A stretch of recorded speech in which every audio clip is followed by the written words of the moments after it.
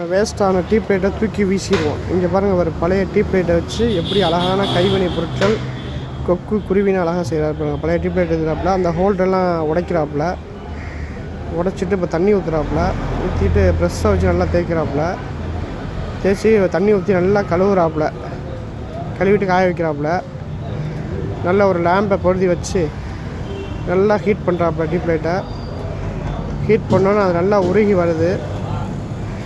இப்படி உருகி வந்த பிறகு அதை ரெண்டாக பிரிச்சுட்டாப்புல, மறுபடியும் இன்னொரு பக்கம் ரெண்டாக உருக்குறாப்புல, உருக்கி அதையும் ரெண்டாக பிரிச்சுட்டாப்புல.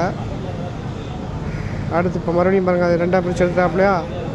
ஆனால் மறுபடியும் அதை ஒன்றா சீஸ் பண்ணி கொக்கு மாதிரி செய்ய போகிறாப்புல.